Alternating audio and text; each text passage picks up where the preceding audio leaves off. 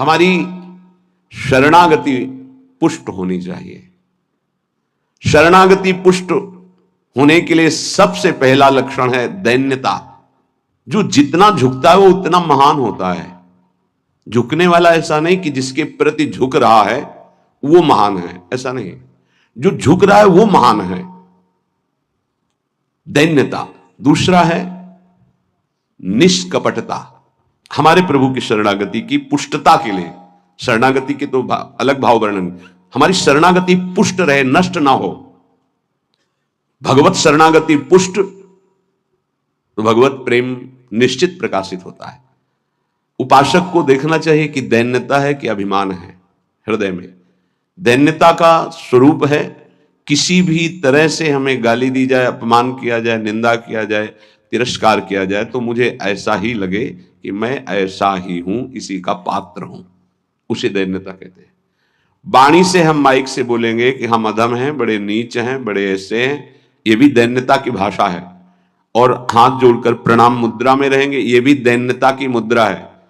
लेकिन यहां हृदय की दैन्यता को कह रहे हैं कि जब कोई दूसरा कहे तू नीच है, अधम है, पाखंडी है, दंभ करता है, भक्ति नहीं है, और अपने को सीधी बातें लगे कि सही बात है, मैं ऐसा ही हूं, इसे दैन्यता कहते हैं। शरणागति हमारी जो विक्षिप्त हो जाती है, जो दोषयुक्त हो जाती है, जो पूर्ण नहीं हो पाती शरणागति, उसका कारण देहाभिमान, उसका कारण गुणाभिमान, साधनाभिमान, इनमें से कोई ना कोई अभिमान होता है। इसलिए कह रहे सबसे पहला लक्षण बाबा की विचार में है दैन्यता, और ये बहुत प्रिय है दैन्यता भगवान को। दूसरी है निष्कपटता। कपट नहीं रखना चाहिए। हरि और गुरुदेव, हरि गुरु चरण सेवा अनुसरहु, अर्चन बंदन संतत करहु, दास संतन कर सुख लाहु। हृदय में कम से कम एक जगह तो निष्कपटता आ ही जाए गुरुदेव भगवान से। पर यह बहुत छलिया मन है, ये सर्वज्ञ प्रभु से भी छल करना चाहता है, बहुत छलिया है। अगर हमारी शरणागति का अपहरण कोई करता है तो अभिमान और कपट। दूसरा जब निष्कपटता है तो कपट अगर है तो हमारी शरणागति ढक जाएगी। मोहि कपट छल छिद्र न भावा, मेरे प्रभु कह रहे हैं। यही दरबार दीन को आदर, पक्की बात। पहला है दैन्यता, दूसरा है निष्कपटता। शरणागत उपासक के हृदय में कपट नहीं। कपट का मतलब होता है कि मुख से कुछ और बोल रहे हैं और हृदय में कुछ और है। ये कपट प्रायः अपने लोग बहुत अच्छी तरह हृदय में सजा के रखते हैं, इसलिए शरणागति पुष्ट नहीं होती। निष्कपटता, जैसे का वैसा, बिल्कुल गुरु के सामने, प्रभु के सामने, उसमें। तीसरा सत्यता। वाणी में सत्य, हृदय में सत्य, आचरण में सत्य, सत्य धर्मयुक्त।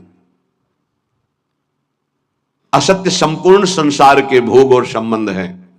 किसी भी संबंध और भोग में प्रियता है तो शरणागति का अपहरण हो जाएगा। सत्य श्री भगवान, नाम, धाम, लीला, रूप, प्रेमी जन। इसके अलावा सब मिथ्या। जितना आप कुछ देख रहे हो परिणाम देखा जाता है, परिणाम में सब झूठा। चौथा सर्व समर्पण। सर्व शब्द लगा हुआ है, तन मन प्राण एक एक वृत्ति केवल अपने शरण की तरफ। यहां सर्व समर्पण नहीं होता। समर्पण होता है पर सर्व समर्पण नहीं होता। सर्व समर्पण कुछ हमारी पर्सनल वृत्तियां हैं, कुछ हमारी शर्तें हैं, कुछ हमारा है, तो सर्व समर्पण नहीं। सर्व समर्पण दशरथ जी महाराज के श्रीमुख के वचन, नाथ सकल संपदा तुम्हारी, मैं सेवक समेत सुत नारी, सर्वस्व आपका प्रभु। जहां कहीं शरणागति पुष्ट पाई गई तो सर्व समर्पण वाले की, वो चाहे राजा ही क्यों न हो, महाराज शिवाजी, वीर शिवाजी, समर्थ गुरु रामदास जी, सर्व समर्पण, पीपा जी, सर्व समर्पण। कैसा शरणागति पुष्टता का ये लक्षण सर्व समर्पण। पीपाजी महाराज राजभाव में अपने सब राजवैभव के साथ गुरुदेव श्री रामानंदाचार्य जी के वहां तो पार्षद खड़े रहते थे, सहज में ऐसे थोड़ी मिल सकते हैं। आप जाके प्रार्थना की, कह दो कि महाराज पीपा जी आए हैं और स्वामी जी के चरणों के दर्शन करना चाहते हैं, जाके सूचना दी, जाके कह दो कि हाँ राजा महाराजाओं की कोई आवश्यकता नहीं। स्वामी जी साक्षात भगवान का स्वरूप रामानंदाचार्य जी आए और उनका महाराज का आदेश है कि हाँ किसी राजा महाराजा की जरूरत नहीं। तो उनको लगा मेरे से कोई गलती हो गई। अच्छा, समस्त राज सैनिकों को, राज पोशाक को, सब और एक साधारण को कहा कह दीजिए कि नीच पीपा दर्शन करना चाहता है श्री चरणों के। अधम पीपा स्वामी जी से कहा, स्वामी जी ने कहा कह दो यहां खड़े खड़े क्या करता है, और समीप में कुआं है वहां गिर जाए। आए और कहा आदेश है स्वामी जी का, को समीप में कुआं है वहां आप जाकर के गिर जाइए कुएं में, जो आज्ञा। स्वामी जी बिल्कुल नजदीक पहुंच रहे कुएं के। स्वामी जी बिल्कुल अब पहुंच गए हैं, अगला कदम रोक दो, रुक जाओ, वापस आ जाओ। स्वामी जी निकल के आए, दर्शन दिया, जाओ हम स्वयं आएंगे तुम्हारे नगर में, फिर तुम्हें मंत्र और विरक्तता सब प्रदान कर। महापुरुष बना दिया। पीपा जी का पावन चरित्र है, सर्व समर्पण, प्राण समर्पित है, कुएं में गिर जा, मतलब तन प्राण सर्व। पहले में राज धन वैभव, बड़ा शरणागति का महामहिम स्वरूप है। ये समर्पणता तो हम दिखाते हैं, लेकिन सर्व समर्पणता नहीं। कुछ अपना है, कुछ आपकी बात मान लेते हैं, इसलिए वो खिचड़ी बनी रहती, शरणागति नहीं हो पाती। जब उपासक के हृदय में अपना अस्तित्व रहता है तो उसको भक्ति नौटंकी नाटक नजर आती है। अपनी वासना की पूर्ति, अपनी इच्छा की पूर्ति के लिए वो भगवान की उपासना को नाटक समझने लगता है। अगर अपनी वासना, अपनी इच्छा, इसका त्याग कर दिया जाए तो भक्ति का परिचय मिलता है। प्रायः बड़े बड़े महाभागवतों के घर वाले ही, परिवार वाले ही उनको नहीं समझ पाए और उनका तिरस्कार करें। इस बात के लिए वो जैसा चाहते हैं वैसा आप चलिए, उनको जितना पसंद है आप कीजिए। जैसे कुछ भक्तों को कि हमको पूरी रज लगाना पसंद नहीं, बस हल्का सा तिलक लगा लीजिए, क्योंकि आपने गुरुमंत्र लिया इसलिए तिलक लगा लीजिए। ये जरूरी है पूरा मुंह में थोपना, क्योंकि तुम्हारी दृष्टि नहीं है ना, तुम रज पसंद नहीं करते, गाल गोरे पसंद करते हो। ये पसंद करिए, चमड़ी कब तक रहेगी, नष्ट हो जाएगी, ना तुम्हारी रहेगी ना जिसकी देख रहे हो उसकी रहेगी। पतन हो जाएगा, जिन जिन भक्तों का विरोध किया उनका पतन हो गया। ये सर्व समर्पणता भक्ति में जब साधक चलेगा तो अपने आप आ जाएगा, उसको किसी की कोई परवाह नहीं रहती। अपनी भक्ति में कहीं वांच नहीं आने देगा। जीवन की बाजी लगा दी है, अनंत जन्मों से बिगड़ी बात को बनाने चले हैं। तो हम ये देखते हैं कि देवता परिवार वालों की बुद्धि में बैठ करके उसको शरणागति से भ्रष्ट करना चाहते हैं। बस जैसा हम कहें वैसा तुम्हें चलना है। अब भी तुम अपना अधिकार रखते हो, भगवान की कृपा मनाओ कि अभी तुमको कुछ मान रहे हैं इसलिए सुन रहे हैं वो भक्तजन, और ना माने, केवल प्रभु को माने। तो रत्नावती जी ने मूड मुड़ा लिया और खिलाफत में बैठ गई उनकी आज्ञा के खिलाफ। राजन्नाज से त्यागती हूं, इस महल में प्रवेश नहीं करूंगी, केवल श्री भगवान का आश्रय लेकर संतों के बीच में रहूंगी। जो बिगाड़ना है बिगाड़ लीजिए। आखिरकार साष्टांग दंडवत और चरणों में गिरना पड़ा पूरे चरित्र के बाद। तो बहादुरी तो तुम्हारी इसी बात की है कि अपने प्रभु के चरणारविंद में आपने अपने अपनापन का दान कर दिया। अब प्रश्न नहीं खड़ा होता, तुम साधना का स्वरूप क्या जानते हो? अरे चित्त प्रभु में लगा है, पूरा दिन हो गया उठे ही नहीं आसन से, भगवदाकार वृत्ति है आसपास सब। बड़े सिद्ध महापुरुष की बात कह रहे हैं, पूज्य श्री श्रीधर बाबा। इतनी रज होगी पूरे सिंहासन में, इतनी ऊंचाई से, क्योंकि परिक्रमा नजदीक काली धे के। उनको शरीर की शुद्ध नहीं तो कब वो रज पूछे। मच्छरदानी लगी थी, मच्छर क्या पूरा हाथ चला जाए, और 10-5 छिपकली उस मच्छरदानी में चिपकी रहती थी। बस ऐसे घुस गए अंदर, बस पूरा कमरा कहीं जाला, कहीं ये कहीं वो। जब बाबा इसे साफ, अरे नहीं भाई चलो तुम बाहर ऐसे रहने। जहां उनकी स्थिति है, कभी कभी ऐसी स्थिति देखी है कि जो वाणी से नहीं बोल सकते, ऐसी अनिर्वचनीय स्थिति। आंखों से अश्रुधारा, शरीर कांप रहा सैया पे, छूने की हिम्मत नहीं, चरण चापने गए। होश ही नहीं बाबा को, ओठ फड़फड़ा रहे हैं, कैसी भगदाकार एकदम स्थिति। जब उपासक चित्त प्रभु से जुड़ेगा तो ये सब अच्छा नहीं लगता। बढ़िया संगमरमर, बढ़िया सैया, बढ़िया नहीं खान पान ते भावे है, नहीं कोमल वसन सुहावे है, सब विषय लगे ते खारा है, हरि आशिक का मग न्यारा है। क्या चल रहा है? ये दिमाग क्या कह रहा है? हर भाव हमारा केवल लौकिकता से जुड़ता है। भजन को क्या जाना है? लौकिकता सिद्धांत को भजन माना जाता है। इसीलिए यहां शरणागति के ये अलग कोटि से वर्णन कर रहे हैं बाबा। नहीं, नवधा भक्ति का जो वर्णन होता है ना, उसमें श्रवणम कीर्तनम स्मरणम, शरणागति को बचाने की बात, पुष्ट करने की बात, पूर्णता की बात।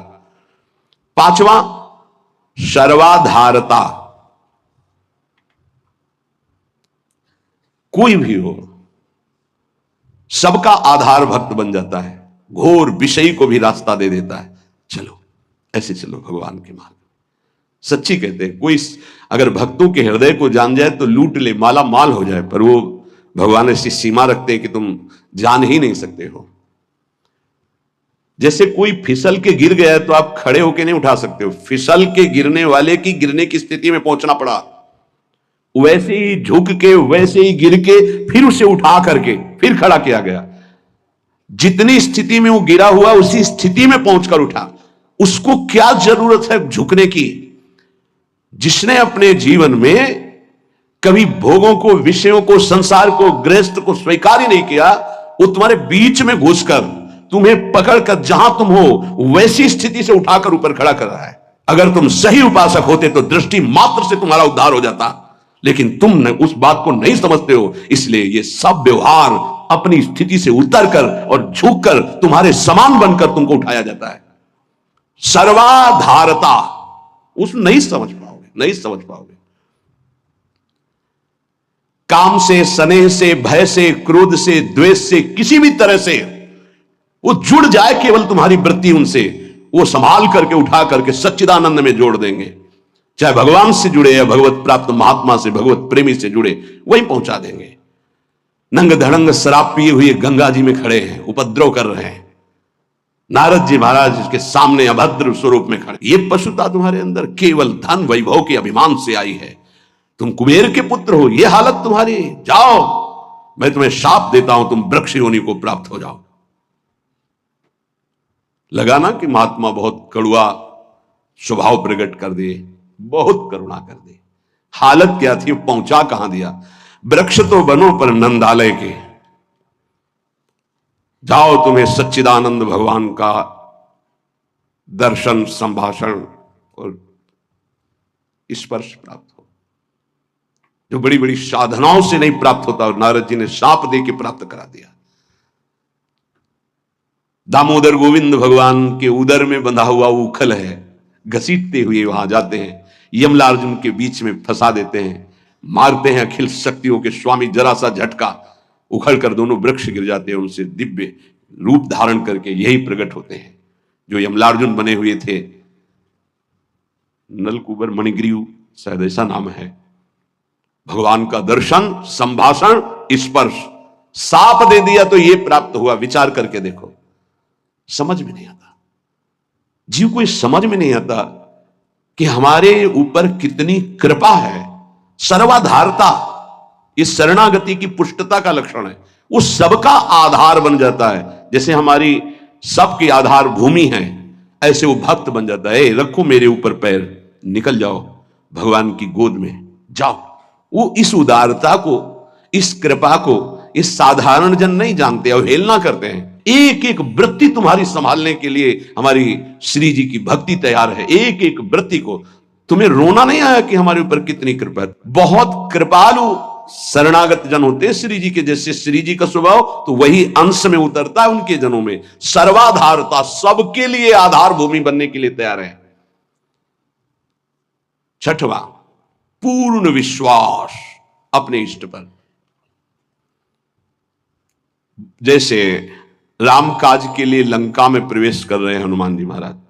घोर निशाचरी स्थिति है लंका में। अब एक महाभागवत तो बहुत जो भी प्रवेश कर रहे हैं तो पहले श्री राम जी का स्मरण करके अपने हृदय में भगवान को देखकर हृदय में स्मृति बसा के प्रवेश करते हैं।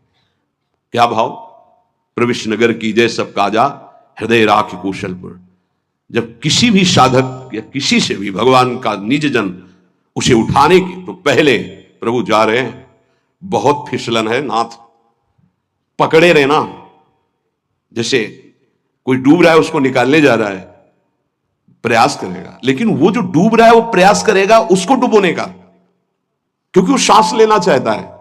ऐसे जो काम में डूब रहा है, क्रोध में डूब रहा है, मोह में डूब रहा है, नाना प्रकार के भोगों में डूब रहा है, उसको निकालने के लिए जाओगे, वो पहले तुम्हें उसमें डुबोने की कोशिश करेगा। तुम्हारे अंदर काम, तुम्हारे अंदर क्रोध, तुम्हारे अंदर लोभ, क्योंकि उसी वृत्ति से वो अपना भाव स्वीकार करेगा। तब श्री जी से पहले बात होती, श्री जी, हे प्रभु, हे प्रियाजू, बहुत फिसलन की जगह में आपकी सेवा कार्य होने जा रहा है। उस जीव को पकड़कर उसकी वृत्ति को आप तक स्वामी आप पकड़े रहना। आप ऐसे पकड़ो, हम ऐसे पकड़ते हैं, तब हो सकता। अगर आपने छोड़ दिया तो बहुत फिसलन में है, गिरने की संभावना है। पूर्ण विश्वास दृढ़, मेरी स्वामिनी इसका मंगल करके रहेंगी। 7वां, सर्वाराध्यता। ऐसा भाषण, ऐसी चेष्टा, ऐसा व्यवहार कि वो सबके द्वारा पूजनीय बन जाए। ये शरणागति का 7वां लक्षण, सर्वाराध्यता। उपासक का ऐसा स्वभाव, ऐसा व्यवहार, मृदुता कि सब उसकी आज्ञा का पालन करने लगे। ऐसी इस शरणागति की पूर्णता का स्वरूप सर्वाराध्यता। हंस बोले बहुमान दे। सर्वाराध्यता ये उनका गुण होता है। नहीं नहीं कोई बात नहीं, आप ऐसा शांत हो जाइए, आप कोई बात नहीं, बहुत सावधान। शरणागति कोई खिलवाड़ नहीं, और शरणागति हो गई तो सब पूर्ण हो गया। अखिल लोक चूड़ामणि भगवान शरणागत के अधीन हो जाते, अहम भक्त पराधीन हो। 8वां है अनन्यता। अपने इष्ट की, कल एक उपासक की परीक्षा का समय आता है, छमाही सालाना चर्चा हो। उसका शब्द था कि शरीर छोड़ना मेरे लिए सहज है, लेकिन उपासना के विषय में एक भी शब्द में किसी से भी, चाहे वो रिश्ता हो, संबंध हो, स्वीकार नहीं कर सकते। बहुत देखा, बहुत सुना, बहुत सब। आप उपासना के विषय में, अगर मेरी उपासना में कोई बाधा पड़ेगी तो मैं सब कुछ छोड़ सकता हूं। शरीर छोड़ना मेरे लिए सहज, उपासना नहीं। उपासना में अगर कोई नहीं, बस इस बात से उस समय तो नहीं कहा जाता बड़ाई कि हां शाबाश, नहीं, ठीक है, ठीक है, अच्छे विचार। एकांत में जब मनन होता है तो आशीष निकलता है। हाँ, ऐसे ही अपने आराध्य देव की अनन्यता पे फर्क नहीं पड़ना चाहिए, इसी से भगवत प्राप्ति होती है। हे 4 दिन के पति पुत्र परिवार के संबंध हैं, अनंत काल का संबंधी मेरा उससे मिलने का अवसर आया है। आप ये सब माने हुए नहीं, जो है उनके लिए है। प्रभु मेरे प्रीतम, मेरे पति, मेरे प्राणनाथ, मेरे जीवन, ये माने हुए हैं। 30 वर्ष पहले तुम जानते भी नहीं थे कि कौन है जिनको तुम पति पुत्र परिवार प्रीतम क्या क्या भाव, और 30 वर्ष बहुत बहुत प्लस और जोड़ लीजिए, इसके बाद खाक में मिल जाएगा तुम्हारा तन और उनका भी तन। ना वो संबंध रहेगा, ना वो परिचय रहेगा। संबंध भी नहीं रहेगा, परिचय भी नहीं रहेगा। तो परिचय जिससे बनाने आए हैं, अब ये जन्म केवल उनके लिए। ऐसा नहीं है कि कोई भक्ति में चले तो रसगुल्ला और रबड़ी यही खाते भक्ति होती, वो एक अलग भक्ति होती है। जैसे आपकी साधना बढ़ेगी तो आपके साथ विरोध शुरू होगा, और अगर विरोध में वही स्थिति रही, एक रस अनन्यता, तो आपकी सिद्धि नहीं। तो क्या बिगाड़ा था देवर विक्रम का? पूरे जीवन भर वो विरोध। क्या बिगाड़ा था नरसिंह मेहता जी ने अपनी भाभी का? जीवन भर भारी विरोध। क्या बिगाड़ा था विभीषण जी ने रावण का? भला ही तो सभा में लात मार के भगा दिया। क्या बिगाड़ा था विदुर जी ने धृतराष्ट्र और दुर्योधन का? गांव के बाहर एक अकिंचन की तरह कुटिया बना के नहीं पाना दे। ये बहुत सूक्ष्म विषय। अपने इष्ट की अनन्यता में कोई फर्क जीवन में नहीं आना चाहिए, चाहे जैसी परिस्थिति आ जाए। इष्ट और गुरु संबंध में कोई फर्क नहीं पड़ना चाहिए। बहुत संबंध देखे, हर संबंध का निर्वाह उतना ही करेंगे जितना इष्ट और गुरु के संबंध में बाधा नहीं पड़ेगी। इष्ट और गुरु के संबंध में बाधा पड़ जाए से हर संबंध में आग लग जाए। जाके प्रिय राम वैदेही तजिए ताहि कोटि वैरिशम जद्यप परम स्नेही। अगर अपने को समझता है कि मेरे द्वारा भरण पोषण होता है, जात से तेरा पानी भी नहीं पिएंगे, देखते हैं शरीर चलता है नहीं। निकल करके हम चौराहे पे बैठ जाते, देखते हैं वो विश्वंभर मुझे रखता है कि नहीं। वो अनंत ब्रह्मांडों का सृजन करने वाला एक क्षण में सब कुछ ठीक कर देगा। क्या चरित्र भक्तों के ऐसे ही मनोरंजन के लिए नहीं पड़े जाते? ये आदर्श है। महाजनों गतेन सा पंथा, रत्नावती जी के लिए मारने के लिए क्या उपाय नहीं किया माधव सिंह ने। मैं राजा हूं, मेरी ये रानी, और ऐसा उद्दंडता, मूड़ मुड़ा के संतों के बीच में बैठना। सीम की चाप सके को तासु, बड़ रखवार रमापति जासु। भक्ति मार्ग में, भगवत मार्ग में यदि कदम रखा है तो अपने मार्ग नहीं छूटना चाहिए, चाहे प्राण छूट जाए। ये आखिरी बाजी है। ये सब छूटेंगे माने हुए पति पत्नी पुत्र परिवार भाई बंधु, इनका कोई अस्तित्व नहीं है। आज नहीं तो कल ये छूटेंगे ही, लेकिन जिनके लिए जन्म जन्मांतर से भटक रहे उन प्रभु को नहीं। अगर तुम्हारी समझ में आ रही हो तो बात पकड़ लो।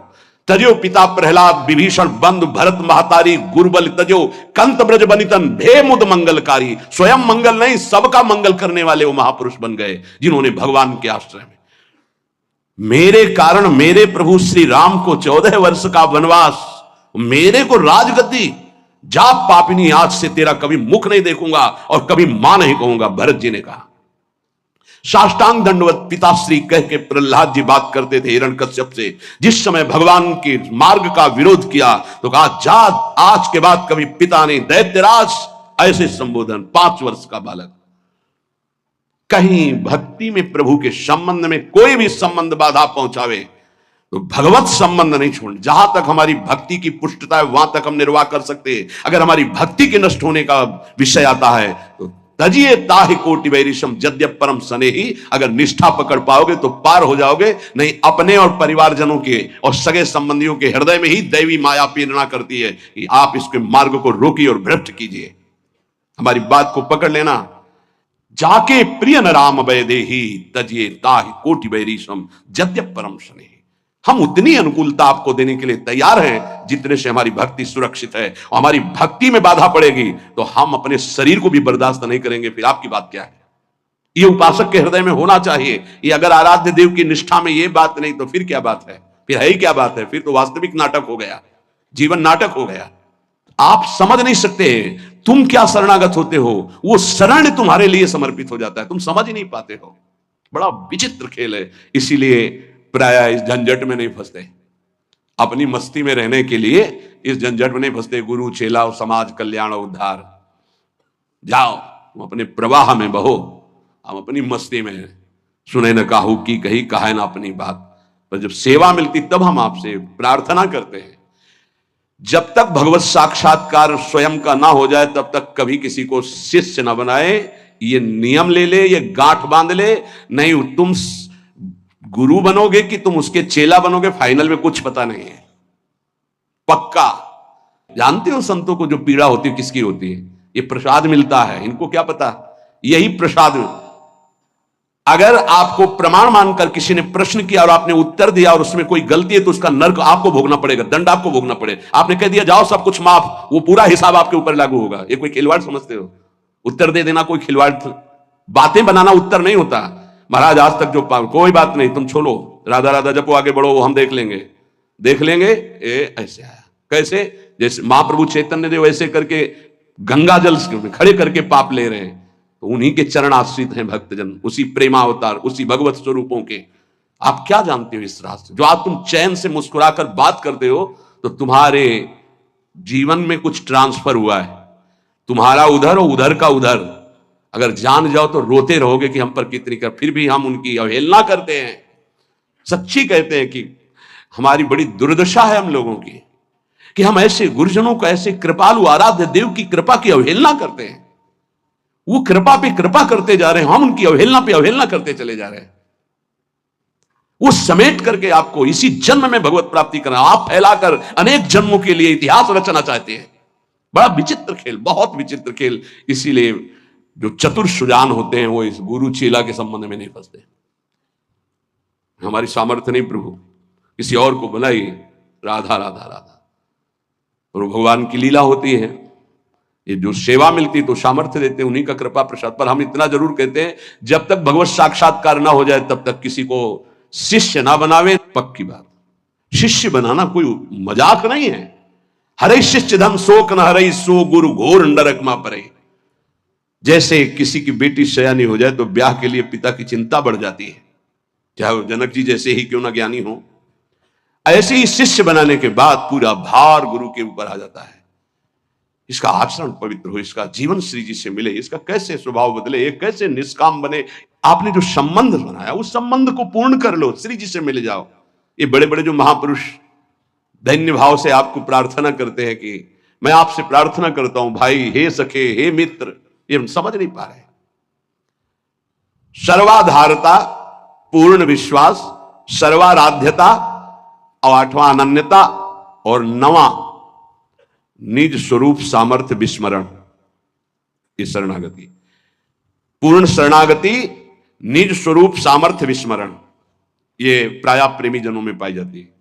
अपार सामर्थ्य है लेकिन एक साधारण आदमी उनको अपमानित करके चला जाता है, कभी दंड विधान नहीं करते। करत जे अनुसैन निंदक तिनहु पे अनुग्रह कियो।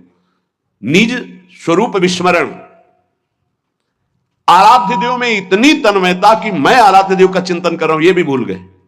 ब्रह्म नहीं, माया नहीं, नहीं जीव नहीं काल, अपनी ही सुदिन आ रही एक रहे। ये नई बात बाबा से मिली है, जो नौ शरणागति के स्वरूप। जैसे नौ शास्त्र में जब पढ़ो तो श्रवणम कीर्तनम स्मरणम विष्णुपाद सेवनम अर्चनम वंदनम दास्यम सख्य आत्मनिवेदनम। पर पूज्य पाद उड़िया बाबा जी ने पहला दैन्यता, दूसरा निष्कपटता, तीसरा सत्यता, चौथा सर्वसमर्पण, पांचवां सर्वाधारता, छठवां पूर्ण विश्वास, सातवां सर्वाराध्यता, आठवां अनन्यता, नवां निज बल निज स्वरूप विस्मरण। निज बल निज स्वरूप विस्मरण, कोई तपस्या का बल, साधना का बल, इसका स्मरण नहीं, अपनी भी स्मृति नहीं। एक रहे हो नंदलाल, अपनी ही उस दिन आ रही हो, एक रहे हो नंदलाल। ये जो नौ शरणागति की वार्ता हुई, इस